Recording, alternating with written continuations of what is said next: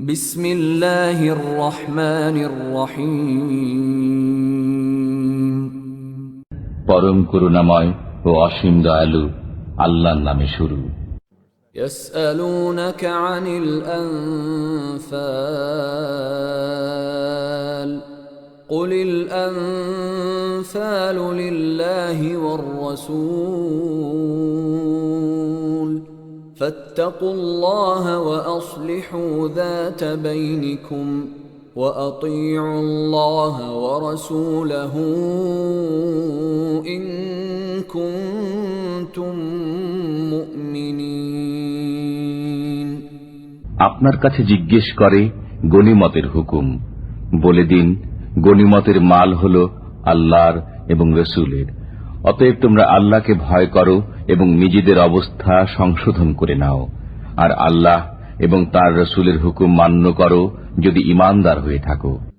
ইন্নামাল মুমিনুনা আল্লাযীনা ইযা যুকিরাল্লাহু ওয়াজিলাত কুলুবুহুম ওয়া ইযা তুলিয়াত আলাইহিম আয়াতুহু যাদাতহুম ঈমানা وَإِذَا تُلِيَتْ عَلَيْهِمْ آيَاتُهُ زَادَتْهُمْ إِيمَانًا وَعَلَى رَبِّهِمْ يَتَوَكَّلُونَ। যারা ঈমানদার তারা এমন যে যখন আল্লাহর নাম নেওয়া হয় তখন ভীত হয়ে পড়ে তাদের অন্তর, আর যখন তাদের সামনে পাঠ করা হয় কালাম তখন তাদের ঈমান বেড়ে যায় এবং তারা স্বীয় পরওয়ারদিগারের প্রতি ভরসা পোষণ করে। الذين يقيمون الصلاة ومما رزقناهم ينفقون। সে সমস্ত লোক যারা নামাজ প্রতিষ্ঠা করে এবং আমি তাদেরকে যে রুজি দিয়েছি তা থেকে ব্যয় করে। أولئك هم المؤمنون حقا لهم درجات عند ربهم ومغفرة ورزق كريم। তারাই হলো সত্যিকার ঈমানদার, তাদের জন্য রয়েছে স্বীয় পরওয়ারদিগারের নিকট মর্যাদা, ক্ষমা এবং সম্মানজনক রুজি। كما أخرجك ربك من بيتك بالحق وإن فريقا من المؤمنين لكارهون। যেমন করে তোমাকে তোমার পরওয়ারদিগার ঘর থেকে বের করেছেন ন্যায় ও সৎ কাজের জন্য, অথচ ঈমানদারদের একটি দল তাতে সম্মত ছিল না। يجادلونك في الحق بعدما تبين كأنما يساقون إلى الموت وهم ينظرون। তারা তোমার সাথে বিবাদ করছিল সত্য ও ন্যায় বিষয়ে, তা প্রকাশিত হবার পর তারা যেন মৃত্যুর দিকে ধাবিত হচ্ছে দেখতে দেখতে। وَإِذْ يَعِدُكُمُ اللَّهُ إِحْدَى الطَّائِفَتَيْنِ أَنَّهَا لَكُمْ وَتَوَدُّونَ أَنَّ غَيْرَ ذَاتِ الشَّوْكَةِ تَكُونُ لَكُمْ وَيُرِيدُ اللَّهُ أَن يُحِقَّ الْحَقَّ بِكَلِمَاتِهِ وَيَقْطَعَ دَابِرَ الْكَافِرِينَ। আর যখন আল্লাহ দুটি দলের একটির ব্যাপারে তোমাদের সাথে ওয়াদা করেছিলেন যে সেটি তোমাদের হস্তগত হবে, আর তোমরা কামনা করেছিলে যাতে কোনো রকম কণ্টক নেই তাই তোমাদের ভাগে আসুক, অথচ আল্লাহ চাইতেন সত্যকে স্বীয় কালামের মাধ্যমে সত্যে পরিণত করতে এবং কাফিরদের মূল কর্তন করে দিতে। ليحق الحق ويبطل الباطل ولو كره المجرمون। যাতে করে সত্যকে সত্য এবং মিথ্যাকে মিথ্যা প্রতিপন্ন করে দেন, যদিও পাপীরা অসন্তুষ্ট হয়। إذ تستغيثون ربكم فاستجاب لكم أني ممدكم بألف من الملائكة مردفين। তোমরা যখন ফরিয়াদ করতে আরম্ভ করেছিলে স্বীয় পরওয়ারদিগারের নিকট, তখন তিনি তোমাদের ফরিয়াদের মঞ্জুরি দান করলেন যে আমি তোমাদেরকে সাহায্য করব ধারাবাহিকভাবে আগত হাজার ফেরেশতার মাধ্যমে। وما جعله الله إلا بشرى ولتطمئن به قلوبكم وما النصر إلا من عند الله إن الله عزيز حكيم। আর আল্লাহ তো শুধু সুসংবাদ দান করলেন যাতে তোমাদের মন আশ্বস্ত হতে পারে, আর সাহায্য আল্লাহর পক্ষ থেকে ছাড়া অন্য কারো পক্ষ থেকে হতে পারে না। নিঃসন্দেহে আল্লাহ মহাশক্তির অধিকারী, হিকমতওয়ালা। إذ يغشيكم النعاس أمنة منه وينزل عليكم من السماء ماء ليطهركم به ويذهب عنكم رجز الشيطان وليربط على قلوبكم ويثبت به الأقدام। তখন তিনি আরোপ করেন তোমাদের উপর তন্দ্রাচ্ছন্নতা নিজের পক্ষ থেকে তোমাদের প্রশান্তির জন্য, এবং তোমাদের উপর আকাশ থেকে পানি অবতরণ করেন যাতে তোমাদের পবিত্র করে দেন, এবং যাতে তোমাদের থেকে অপসারিত করে দেন শয়তানের অপবিত্রতা, আর যাতে করে সুরক্ষিত করে দিতে পারেন তোমাদের অন্তরসমূহকে, এবং তাতে যেন সুদৃঢ় করে দিতে পারেন তোমাদের পাগুলো। إذ يوحي ربك إلى الملائكة أني معكم فثبتوا الذين آمنوا سألقي في قلوب الذين كفروا الرعب فاضربوا فوق الأعناق واضربوا منهم كل بنان। যখন নির্দেশ দান করেন ফেরেশতাদের তোমাদের পরওয়ারদিগার যে আমি সাথে রয়েছি তোমাদের, সুতরাং তোমরা মুসলমানদের চিত্তসমূহকে ধীর স্থির করে রাখো। আমি কাফিরদের মনে ভীতির সঞ্চার করে দেব, কাজেই গর্দানের উপর আঘাত হানো এবং তাদেরকে কাটো জোড়ায় জোড়ায়। ذلك بأنهم شاقوا الله ورسوله ومن يشاقق الله ورسوله فإن الله شديد العقاب। যেহেতু তারা অবাধ্য হয়েছে আল্লাহ এবং তাঁর রসুলের, সেজন্য এই নির্দেশ। বস্তুত যে লোক আল্লাহ ও রসুলের অবাধ্য হয়, নিঃসন্দেহে আল্লাহর শাস্তি অত্যন্ত কঠোর। ذلكم فذوقوه وأن للكافرين عذاب النار। That is yours, so taste it. আপাতত বর্তমানে শাস্তি তোমরা আস্বাদন করে নাও এবং জেনে রাখো যে কাফিরদের জন্য রয়েছে দোজখের আযাব। ইয়া আইয়ুহাল্লাযীনা আমানু ইযা লাকীতুমুল্লাযীনা কাফারু যাহফান ফালা তুওয়াল্লুহুমুল আদবার। হে ঈমানদারগণ, তোমরা যখন কাফিরদের সাথে মুখোমুখি হবে তখন পশ্চাৎপসরণ করবে না।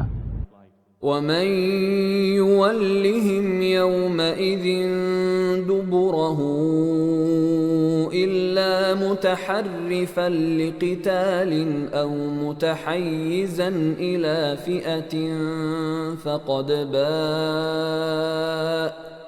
فقد باء بغضب من الله ومأواه جهنم وبئس المصير। আর যে লোক সেদিন তাদের থেকে পশ্চাৎপসরণ করবে, অবশ্য সে লড়াইয়ের কৌশল পরিবর্তন কল্পে কিংবা যে নিজ সৈন্যদের নিকট আশ্রয় নিতে আসে সে ব্যতীত অন্যরা আল্লাহর গজব সাথে নিয়ে প্রত্যাবর্তন করবে, আর তার ঠিকানা হল জাহান্নাম। বস্তুত সেটা হল নিকৃষ্ট অবস্থান।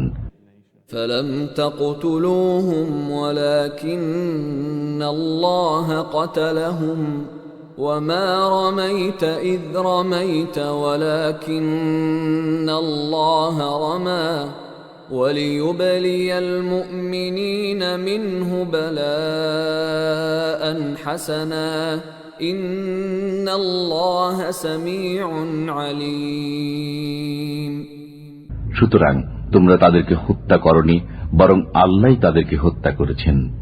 আর তুমি মাটির মুষ্টি নিক্ষেপ করনি যখন তা নিক্ষেপ করেছিলে, বরং তা নিক্ষেপ করেছিলেন আল্লাহ স্বয়ং, যেন ঈমানদারদের প্রতি ইহসান করতে পারেন যথার্থভাবে। নিঃসন্দেহে আল্লাহ শ্রবণকারী, পরিজ্ঞাত। ذلكم وأن الله موهن كيد الكافرين এটা তো গেল, আর জেনে রাখো আল্লাহ নস্যাৎ করে দেবেন কাফিরদের সমস্ত কলাকৌশল। إن تستفتحوا فقد جاءكم الفتح وإن تنتهوا فهو خير لكم وإن تعودوا نعد ولن تغني عنكم فئتكم شيئا ولو كثرت وأن الله مع المؤمنين তোমরা যদি মীমাংসা কামনা করো তাহলে তোমাদের নিকট মীমাংসা পৌঁছে গেছে, আর যদি তোমরা প্রত্যাবর্তন করো তবে তা তোমাদের জন্য উত্তম, এবং তোমরা যদি তাই করো তবে আমিও তেমনি করব। বস্তুত তোমাদের কোনোই কাজে আসবে না তোমাদের দলবল, তা যত বেশি হোক। জেনে রেখো আল্লাহ রয়েছেন ঈমানদারদের সাথে। يا أيها الذين آمنوا أطيعوا الله ورسوله ولا تولوا عنه وأنتم تسمعون হে ঈমানদারগণ, আল্লাহ ও তাঁর রাসূলের নির্দেশ মান্য করো এবং শোনার পর তা থেকে বিমুখ হইও না। ولا تكونوا كالذين قالوا سمعنا وهم لا يسمعون আর তাদের অন্তর্ভুক্ত হইও না যারা বলে যে আমরা শুনেছি অথচ তারা শোনে না। إن شر الدواب عند الله الصم البكم الذين لا يعقلون নিঃসন্দেহে আল্লাহ তাআলার কাছে সমস্ত প্রাণীর তুলনায় তারাই মূক ও বধির, যারা উপলব্ধি করে না। ولو علم الله فيهم خيرا لأسمعهم ولو أسمعهم لتولوا وهم معرضون বস্তুত আল্লাহ যদি তাদের মধ্যে কিছুমাত্র শুভ চিন্তা দেখতেন তবে তাদেরকে শুনিয়ে দিতেন, আর এখনই যদি তাদের শুনিয়ে দেন তবে তারা মুখ ঘুরিয়ে পালিয়ে যাবে।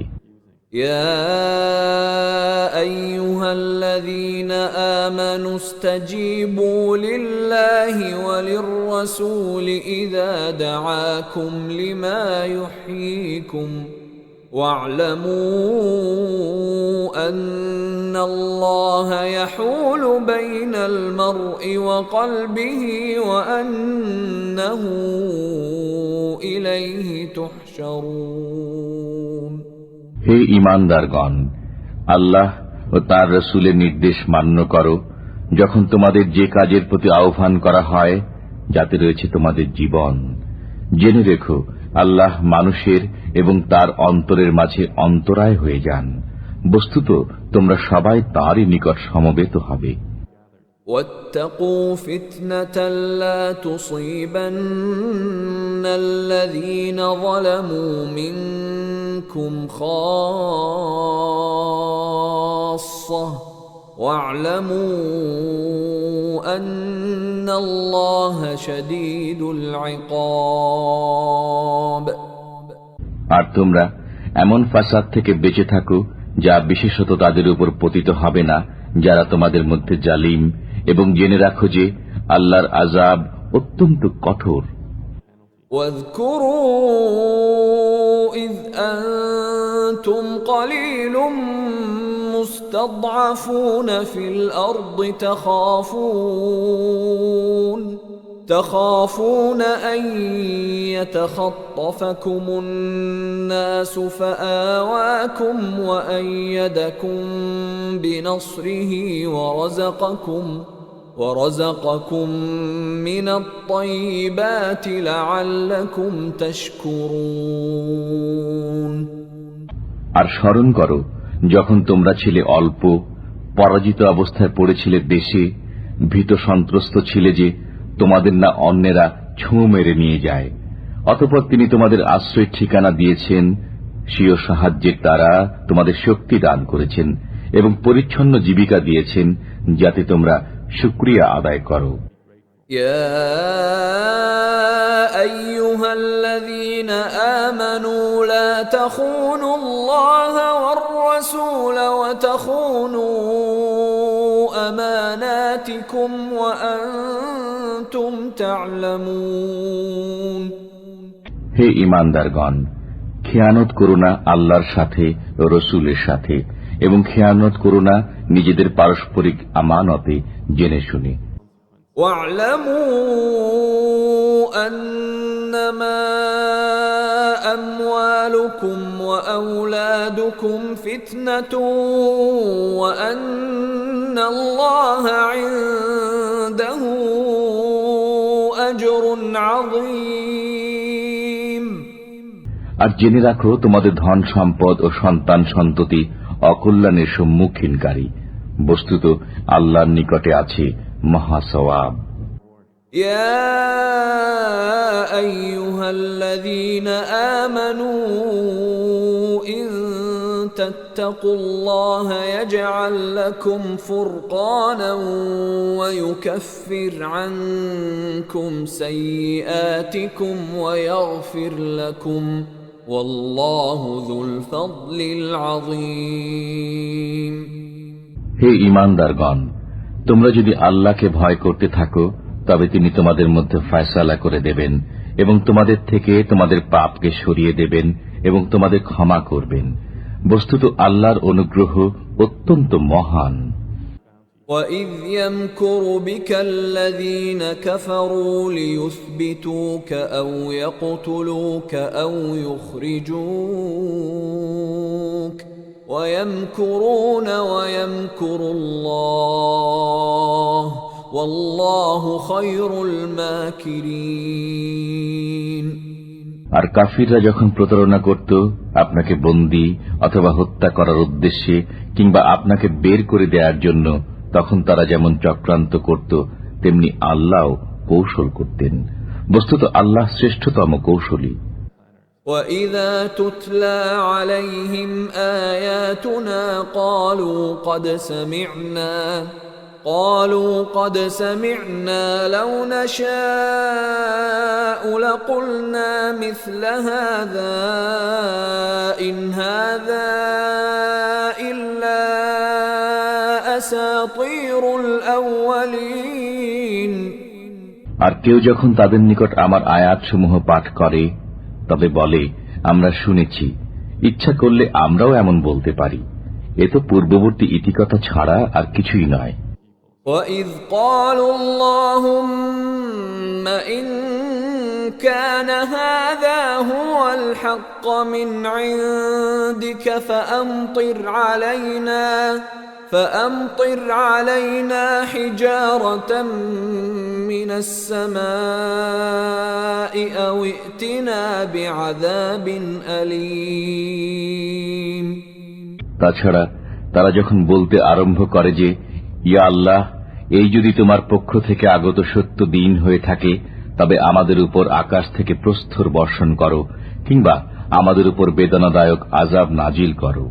وَمَا كَانَ اللَّهُ لِيُعَذِّبَهُمْ وَأَنْتَ فِيهِمْ وَمَا كَانَ اللَّهُ مُعَذِّبَهُمْ وَهُمْ يَسْتَغْفِرُونَ অথচ আল্লাহ কখনই তাদের উপর আযাব নাজিল করবেন না যতক্ষণ আপনি তাদের মাঝে অবস্থান করবেন। তাছাড়া তারা যতক্ষণ ক্ষমা প্রার্থনা করতে থাকবে আল্লাহ কখনো তাদের উপর আযাব দেবেন না। وما لهم ألا يعذبهم الله وهم يصدون عن المسجد الحرام وما كانوا أولياءه إن أولياؤه إلا المتقون ولكن أكثرهم لا يعلمون আর তাদের মধ্যে এমন কি বিষয় রয়েছে যার ফলে আল্লাহ তাদের উপর আযাব দান করবেন না, অথচ তারা মসজিদে হারামে যেতে বাধা দান করে, অথচ তাদের সে অধিকার নেই। এর অধিকার তো তাদেরই রয়েছে যারা পরহেজগার, কিন্তু তাদের অধিকাংশই সে বিষয়ে অবহিত নয়। وما كان صلاتهم عند البيت إلا مكاء وتصدية فذوقوا العذاب بما كنتم تكفرون আর কাবার নিকট তাদের নামাজ বলতে শীষ দেয়া আর তালি বাজানো ছাড়া অন্য কিছুই ছিল না। অতএব এবার নিজেদের কৃত কুফরির আযাবের স্বাদ গ্রহণ করো। ইন্নাল্লাযীনা কাফারু ইউনফিকুনা আমওয়ালাহুম লিয়াসুদ্দু আন সাবিলিল্লাহ فسينفقونها ثم تكون عليهم حسرة ثم يغلبون والذين كفروا إلى جهنم يحشرون নিঃসন্দেহে যেসব লোক কাফির তারা ব্যয় করে নিজেদের ধন সম্পদ যাতে করে বাধা দান করতে পারে আল্লাহর পথে। বস্তুত এখন তারা আরো ব্যয় করবে, তারপর তাই তাদের জন্য আক্ষেপের কারণ হবে এবং শেষ পর্যন্ত তারা হেরে যাবে। আর যারা কাফির তাদেরকে দোজখের দিকে তাড়িয়ে নিয়ে যাওয়া হবে। ليميز الله الخبيث من الطيب ويجعل الخبيث بعضه على بعض فيركمه جميعا فيجعله في جهنم أولئك هم الخاسرون যাতে পৃথক করে দেন আল্লাহ অপবিত্র নাপাককে পবিত্র পাক থেকে, আর যাতে একটির পর একটিকে স্থাপন করে সমবেত স্তূপে পরিণত করেন এবং পরে দোজখে নিক্ষেপ করেন, এরাই হল ক্ষতিগ্রস্ত। قل للذين كفروا إن ينتهوا يغفر لهم ما قد سلف وإن يعودوا فقد مضت سنة الأولين তুমি বলে দাও কাফিরদেরকে যে তারা যদি বিরত হয়ে যায় তবে যা কিছু ঘটে গেছে ক্ষমা হয়ে যাবে, পক্ষান্তরে আবারও যদি তাই করে তবে পূর্ববর্তীদের পথ নির্ধারিত হয়ে গেছে। وقاتلوهم حتى لا تكون فتنة ويكون الدين كله لله فإن انتهوا فإن الله بما يعملون بصير আর তাদের সাথে যুদ্ধ করতে থাকো যতক্ষণ না ভ্রান্তি শেষ হয়ে যায় এবং আল্লাহর সমস্ত হুকুম প্রতিষ্ঠিত হয়ে যায়। তারপর যদি তারা বিরত হয়ে যায় তবে আল্লাহ তাদের কার্যকলাপ লক্ষ্য করেন। وَإِن تَوَلَّوْا فَاعْلَمُوا أَنَّ اللَّهَ مَوْلَاكُمْ نِعْمَ الْمَوْلَى وَنِعْمَ النَّصِيرُ আর তারা যদি না মানে তবে জেনে রাখো আল্লাহ তোমাদের সমর্থক এবং কতই না চমৎকার সাহায্যকারী। وَاعْلَمُوا أَنَّ ما غنمتم من شيء فأن لله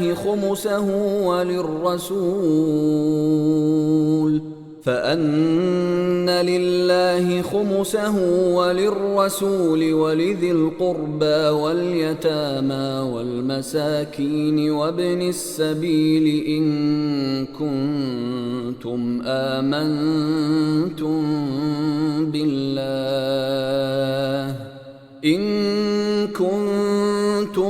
آمنتم بالله وما أنزلنا على عبدنا يوم الفرقان يوم التقى الجمعان والله على كل شيء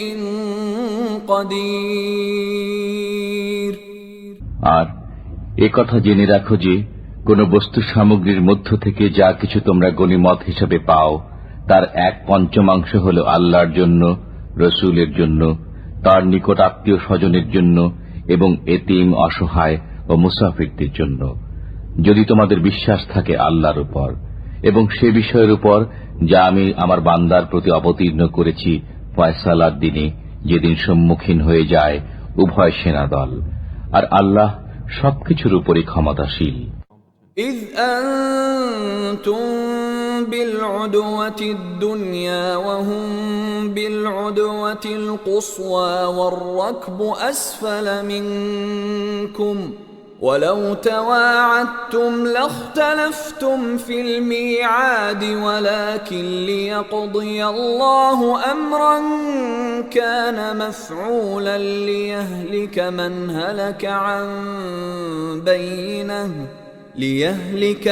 هلك عن بينة ويحيى من حي عن بينة وإن الله لسميع عليم। আর যখন তোমরা ছিলে সমরাঙ্গনের এ প্রান্তে আর তারা ছিল সে প্রান্তে, অথচ কাফেলা তোমাদের থেকে নিচে নেমে গিয়েছিল, এমত অবস্থা যদি তোমরা পারস্পরিক অঙ্গীকারাবদ্ধ হতে তবে তোমরা একসঙ্গে সে ওয়াদা পালন করতে পারতে না। কিন্তু আল্লাহ তাআলা এমন এক কাজ করতে চেয়েছিলেন যা নির্ধারিত হয়ে গিয়েছিল, যাতে সেসব লোক নিহত হওয়ার ছিল প্রমাণ প্রতিষ্ঠার পর, এবং যাদের বাজার ছিল তারা বেঁচে থাকে প্রমাণ প্রতিষ্ঠার পর। আর নিশ্চিতই আল্লাহ শ্রবণকারী, বিজ্ঞ।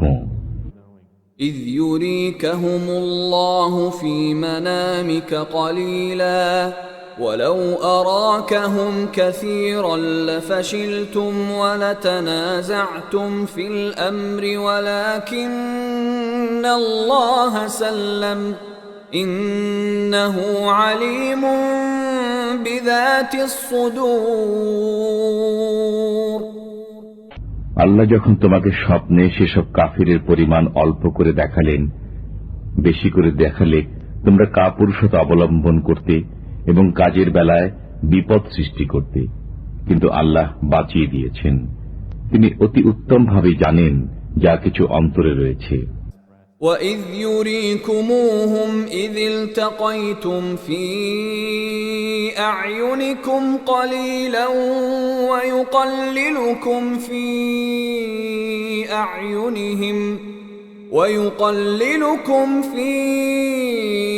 أَعْيُنِهِمْ لِيَقْضِيَ اللَّهُ أَمْرًا كَانَ مَفْعُولًا وَإِلَى اللَّهِ تُرْجَعُ الْأُمُورُ। আর যখন তোমাদেরকে দেখালেন সে সৈন্যদল মোকাবেলার সময় তোমাদের চোখে অল্প, এবং তোমাদেরকে দেখালেন তাদের চোখে অল্প, যাতে আল্লাহ সে কাজ করে নিতে পারেন যা ছিল নির্ধারিত, আর সব কাজই আল্লাহর নিকট গিয়ে পৌঁছায়। يا أيها الذين آمنوا إذا لقيتم فئة فاثبتوا واذكروا الله كثيرا لعلكم تفلحون।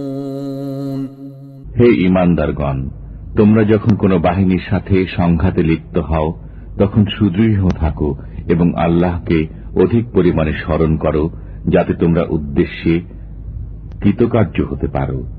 وأطيعوا الله ورسوله ولا تنازعوا فتفشلوا وتذهب ريحكم واصبروا إن الله مع الصابرين। আর আল্লাহ তাআলার নির্দেশ মান্য করো এবং তাঁর রাসূলের। তাছাড়া তোমরা পরস্পরে বিবাদে লিপ্ত হইও না। যদি তা করো তবে তোমরা কাপুরুষ হয়ে পড়বে এবং তোমাদের প্রভাব চলে যাবে। আর তোমরা ধৈর্য ধারণ করো, নিশ্চয়ই আল্লাহ তাআলা রয়েছেন ধৈর্যশীলদের সাথে। ولا تكونوا كالذين خرجوا من ديارهم بطرا ورئاء الناس ويصدون عن سبيل الله والله بما يعملون محيط। আর তাদের মতো হয়ে যেও না যারা বেরিয়েছে নিজেদের অবস্থান থেকে গর্বিত ভাবে এবং লোকদের দেখাবার উদ্দেশ্যে, আর আল্লাহর পথে তারা বাধা দান করত। বস্তুত আল্লাহর আয়ত্তে রয়েছে সে সমস্ত বিষয় যা তারা করে। وَإِذْ زَيَّنَ لَهُمُ الشَّيْطَانُ أَعْمَالَهُمْ وَقَالَ لَا غَالِبَ لَكُمُ الْيَوْمَ مِنَ النَّاسِ وَإِنِّي جَارٌ لَكُمْ فَلَمَّا تَرَاءَتِ الْفِئَتَانِ نَكَصَ عَلَى عَقِبَيْهِ وَقَالَ إِنِّي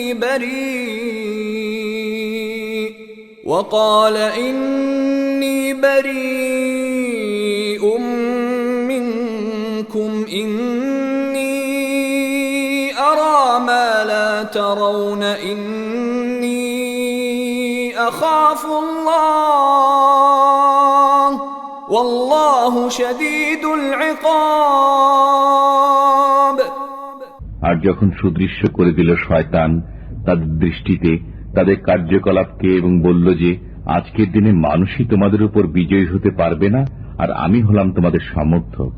অতঃপর যখন সামনাসামনি হল উভয় বাহিনী, তখন সে অতি দ্রুত পায়ে পিছন দিকে পালিয়ে গেল এবং বলল, আমি তোমাদের সাথে নেই, আমি দেখছি যা তোমরা দেখছো না, আমি ভয় করি আল্লাহকে, আর আল্লাহর আযাব অত্যন্ত কঠিন। إذ يقول المنافقون والذين في قلوبهم مرض غر هؤلاء دينهم ومن يتوكل على الله فإن الله عزيز حكيم।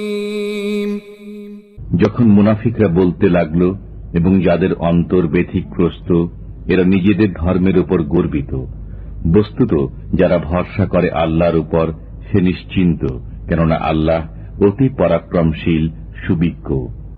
ولو ترى إذ يتوفى الذين كفروا الملائكة يضربون وجوههم وأدبارهم وذوقوا عذاب الحريق।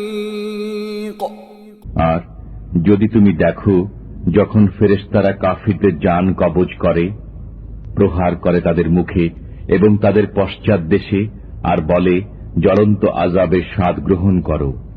ذلك بما قدمت أيديكم وأن الله ليس بظلام للعبيد।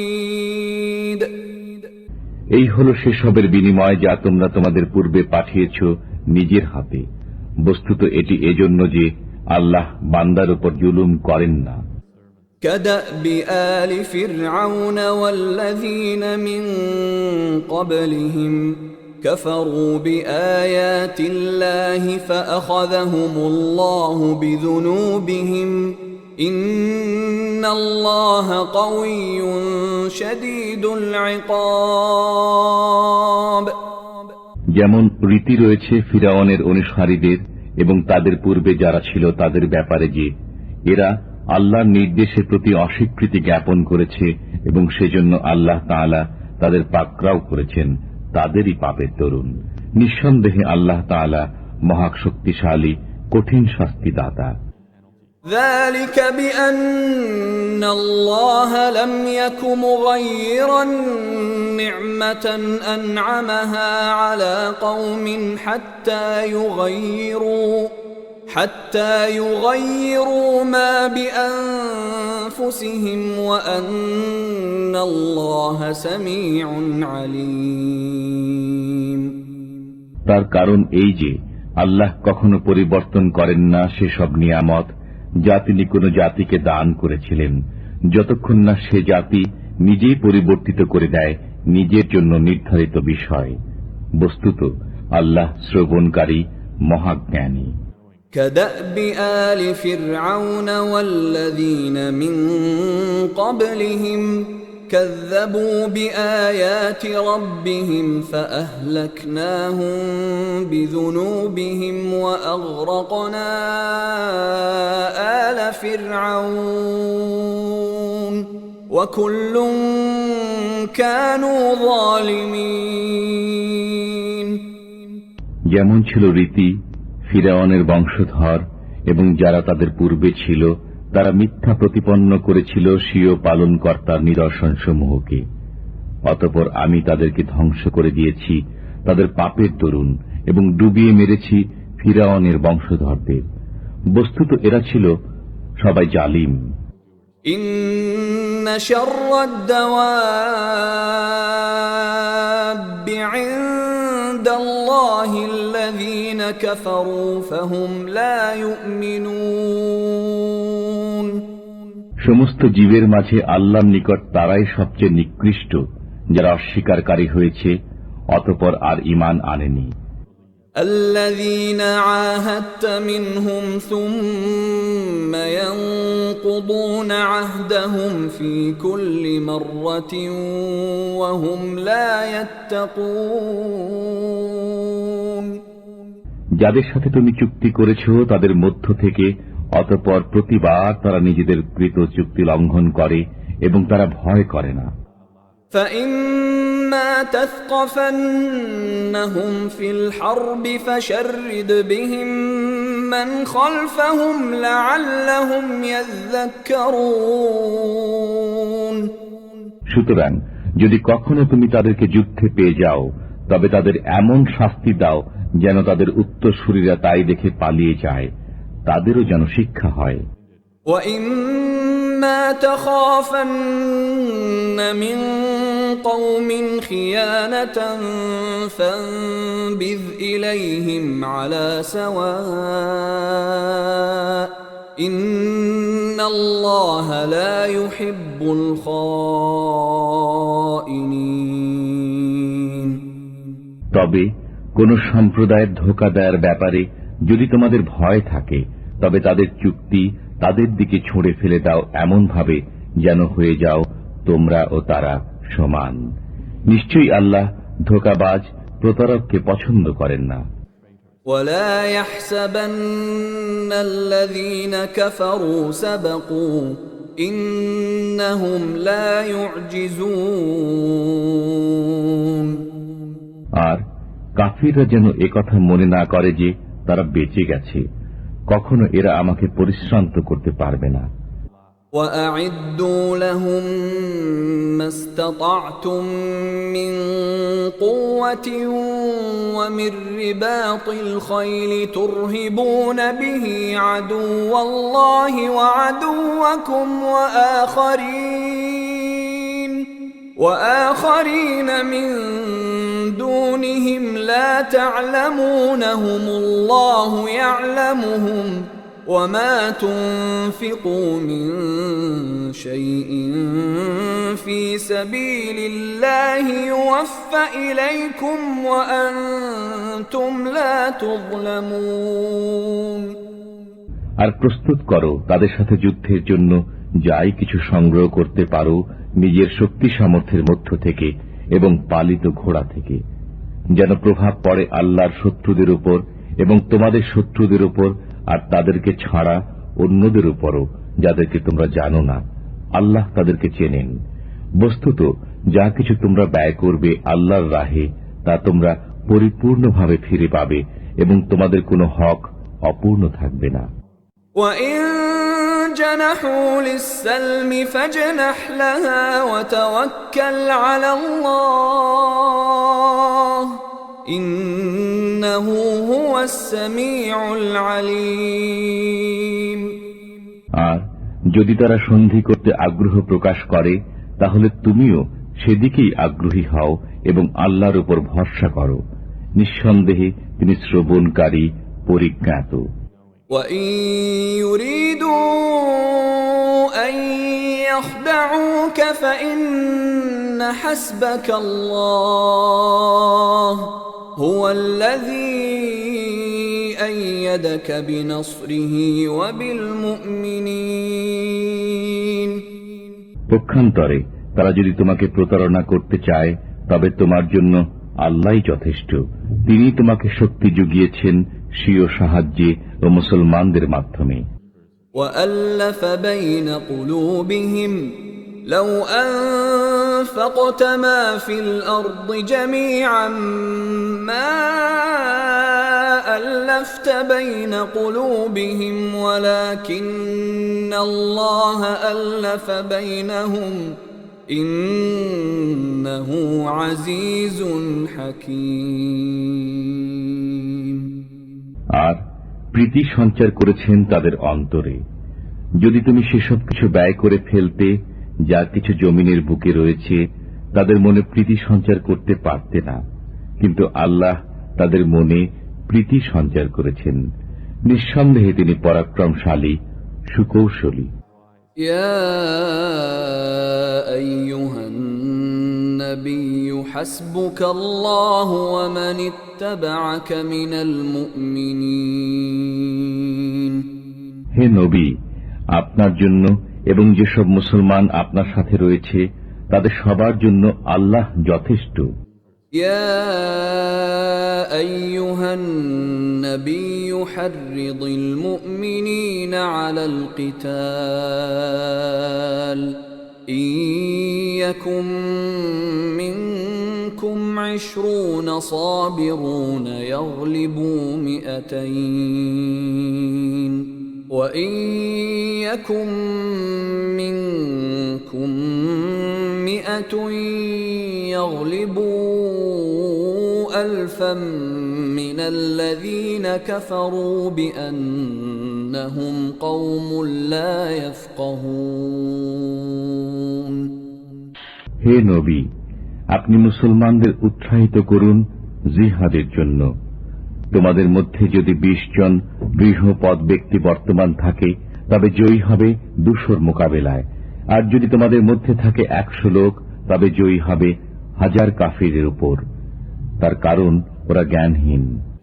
الآن خفف الله عنكم وعلم أن فيكم ضعفا فإن يكن منكم 100 صابرة يغلبوا 200 وإن يكن منكم 1000 يغلبوا 2000 بإذن الله والله مع الصابرين এখন বোঝা হালকা করে দিয়েছেন আল্লাহ তাআলা তোমাদের উপর, এবং তিনি জেনে নিয়েছেন যে তোমাদের মধ্যে দুর্বলতা রয়েছে।